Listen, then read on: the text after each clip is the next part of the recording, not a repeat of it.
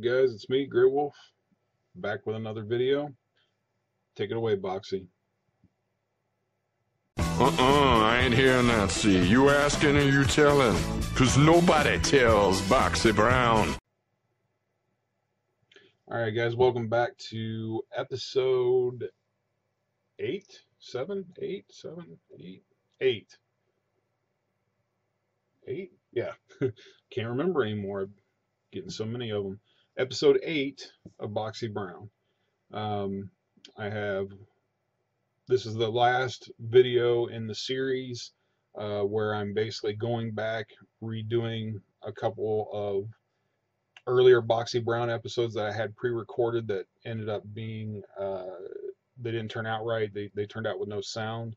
So I had to go back and record a couple, and then a bunch of stuff that came in all piled up on me. So I'm basically pre-recording all of these and trying to keep them into 10 to 18 minute segments, and then I'll release them periodically as time goes, so you don't get overwhelmed with huge videos that are half-hour long of boxing stuff, and kind of break up the monotony or whatever. So if you're wondering why I've been wearing the same Cal RC t-shirt during the last 5 or 6 episodes or whatever it's been of Boxy Brown, that's why I'm basically doing them all at the same time, just because I got too backlogged to do them as the stuff came in. So anyway, we'll start out with opening this guy up here. Aha, yeah, I've been waiting for this guy.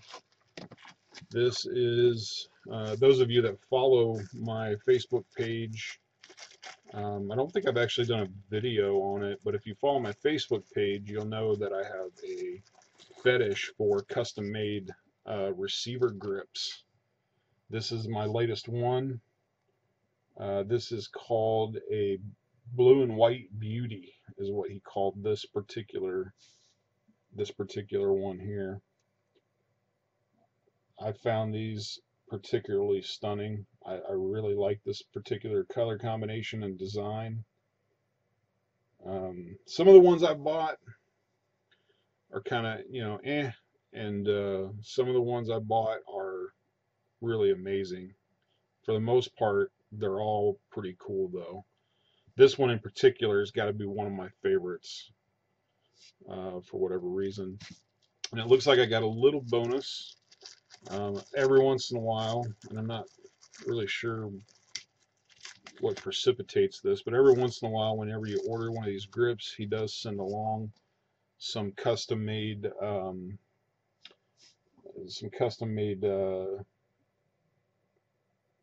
rubber body washers to protect your nice painted bodies or whatever. There's 4 of them here. I've gotten these a few times before in various colors. Not sure exactly why he makes these. He doesn't really sell them. I'm assuming he uses leftover rubber stuff that, like, if he doesn't have enough to make a grip, he'll make some of these or whatever. So I don't know. They're kind of cool. I don't really use them a whole lot, but mainly only because I have a whole bunch of I think they're Integi ones. They're like foam with the self-adhesive backing. I like the adhesive backing, so now technically I guess I could glue those rubber ones to the body, but I don't know. The self-adhering ones seem to be easier to use, so until I run out of those, I probably won't really use his, but I appreciate the gesture all the same. Oh, this is actually, I actually ordered these probably 2 weeks apart, and I'm just now getting around to opening them both up. This is another grip that I ordered. This is grip number 1, 2, 3, 4, 5, 6, 7, 8, 9, 10, 11, 12, 13. This is grip 14, and this is grip 15 that I own now. It should be, realistically, it should be probably 16 and 17, but I took one of them. He gave me one that was a freebie, basically because he couldn't sell them. He had them for a long time. Um, they weren't particularly terrible, but they weren't particularly, spectacular either. For whatever reason, he was having trouble selling them. He sent me an extra one because I'm such a good customer.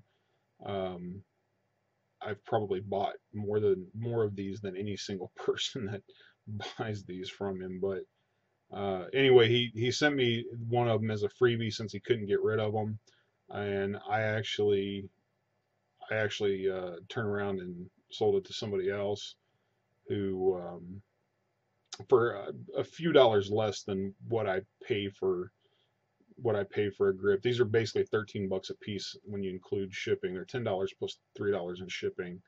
If you want to know where to get these, feel free to message me or whatever, and I'll get that information to you. Because these are definitely awesome grips to use. So at any rate, yeah, one of the ones that he gave me, I sold. Another one that he gave me, um, I gave to a friend who I thought might like it. So technically, this should be 16 and 17, but in reality, it's 14 and 15. Anyway, I'll shut up and show you guys this one. This is I forget exactly what he called this. Red and yellow mix-up, I think, is what he called it. And for some reason, this one doesn't really show up on camera as well as I would like. Let's see if I can put some light on it.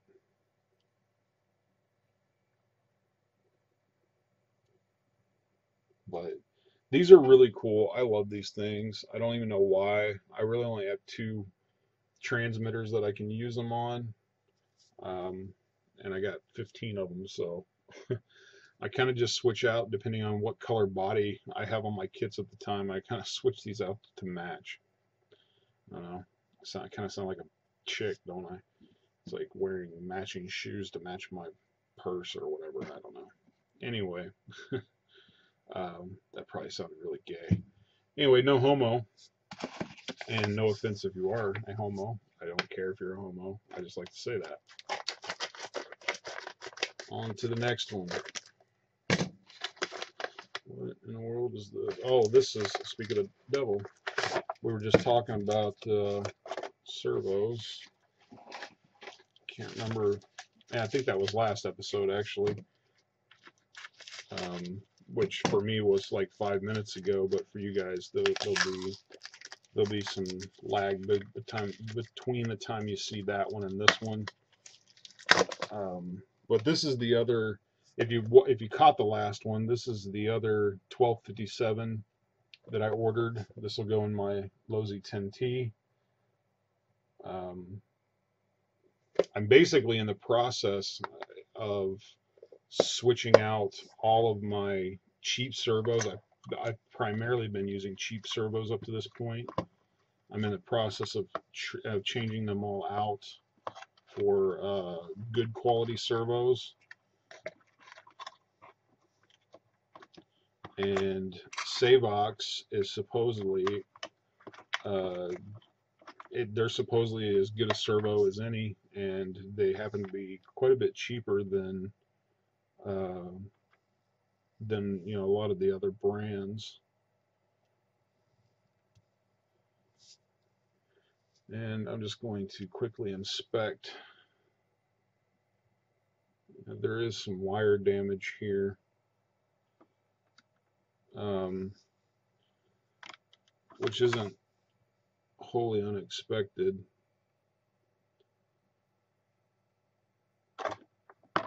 So I'm probably, what I'll probably end up doing is I'll probably end up taking an old crap servo and taking the wire off of it and taking this apart and soldering a new wire onto this. The wire doesn't really appear to be damaged, but I don't like the fact that it's exposed because it is copper wire and it's already starting to corrode a little bit. Outside of that little place though on the wire, which I already knew existed, the servo itself looks practically brand new. So I definitely believe the guy when he says he only ran it once or twice, because It doesn't look like it's really been run more than that. It's really clean. Well, you can't read that, but I don't know why my camera takes so long to focus close up, but at any rate, that's more or less what I expected to get out of that one.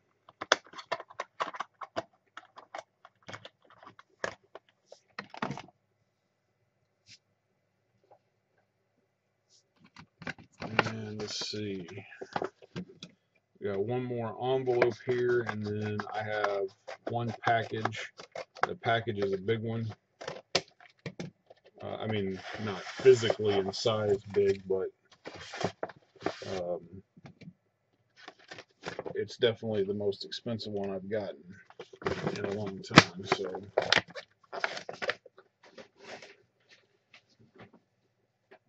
let's see what this is. Oh, yeah. These are, wow, these look old. This is a set of differential outdrive cups for my low Z. They can be used with either the LST2 or the Aftershock or the double XL, whatever. For some reason, I broke both of these on my double XL. I broke one in the front and one in the rear. These look extremely old. Although, I don't know, I don't guess it'll hurt them, but I mean, these literally, they're tarnished inside the package. They're so old. Can't say I'm thrilled about that, but whatever. Anyway, I don't know. I thought it was strange. I broke a lot of pins on those kits before. I've never broke the outdrive cups before, and I broke one on each diff on the same kit at basically the same time. I don't know exactly when it happened. I noticed one I think it was the fronts first. No, it was the rears first. No, it was the fronts first. I noticed the front wasn't pulling at one point, and when I pulled the diff apart, expecting to replace a pin, it ended up being the cup was broke where it goes through the pin. In fact, well, I think yeah, right here. Here's an example of one. Right where it goes through the pin, it's just completely snapped off right there, which is kind of crazy. So anyway, I ordered one set of these and replaced the one in the front, took the double XL out, like the next weekend or whatever, and then I noticed the back wasn't working right. So, I pulled it apart again, expecting to replace a pin. It was the same thing, the diff cup. So I don't know what the deal was with that, but that was weird. Now, for you guys that follow my Facebook page especially, I don't know if I've mentioned this in my videos or not, but on my Facebook page, I've definitely mentioned this. I won a castle contest from their Facebook page, and this is basically what I wanted. Well, they really packaged that in there tight.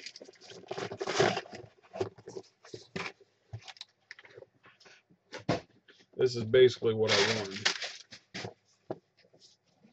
Mamba Monster Max ESC and Castle 2200 kV speed controller, or sorry, Castle 2200 kV motor with the MMM V3 speed controller. So this is a thing of beauty right here. Now, I don't know what I'm going to do with this because I technically don't need it.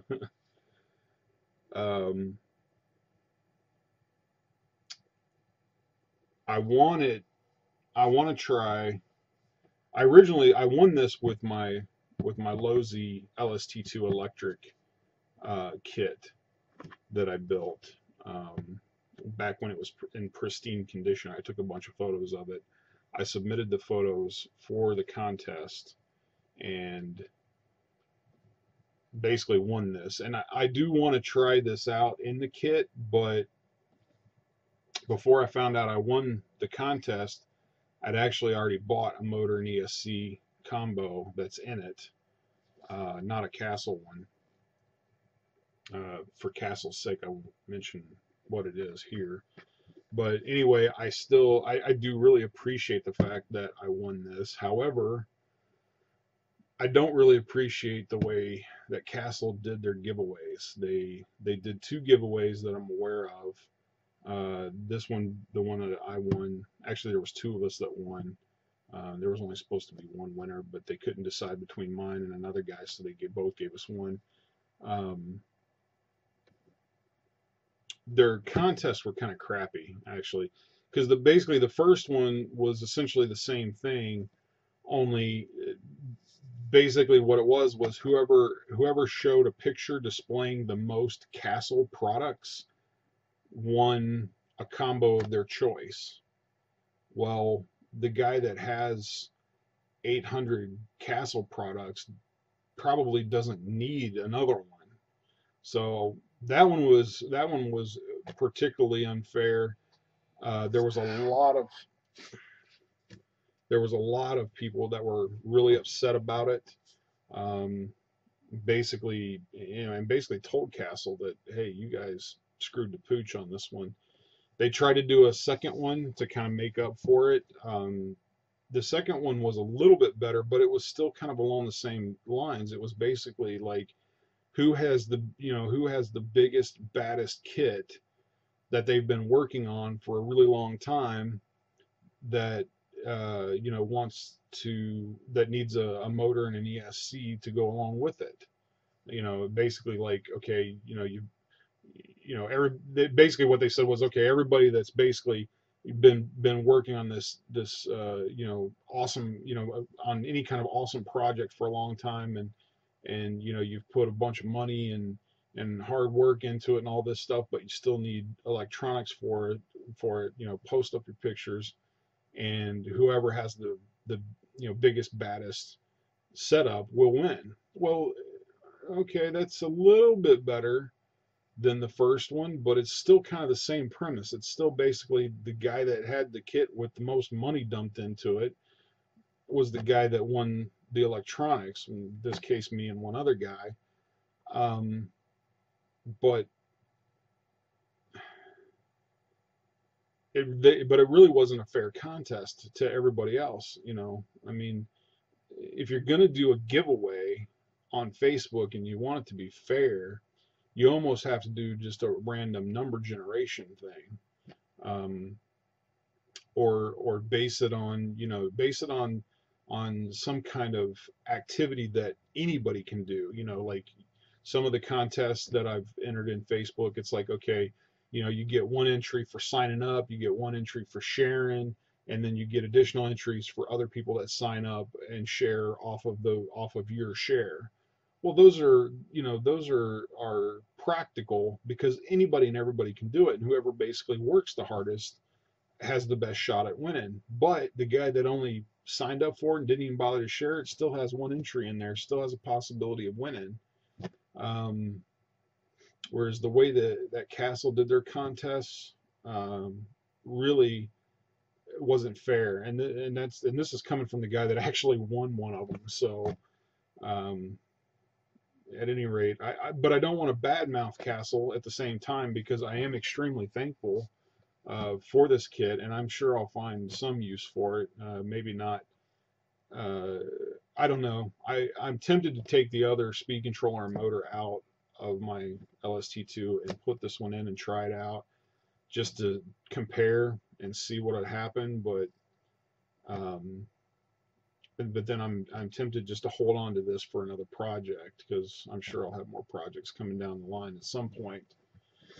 But anyway, I've rambled on enough about that.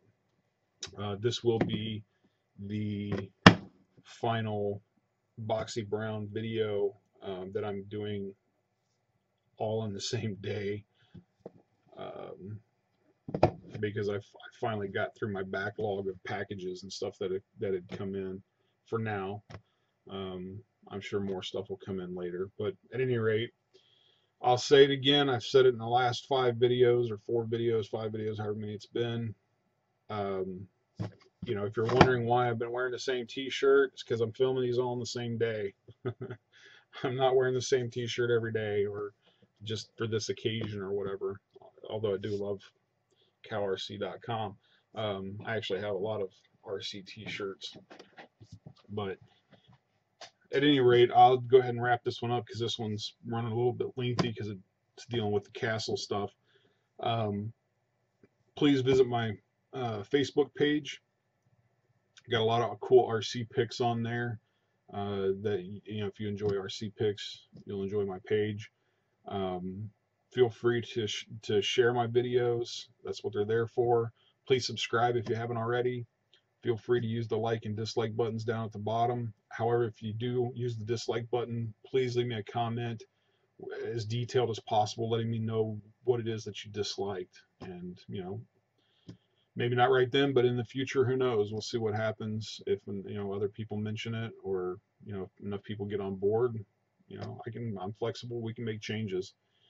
At any rate, if you want to visit my Facebook page, feel free to give it a thumbs up while you're there. It's www.facebook.com/GrayWolfStudios74.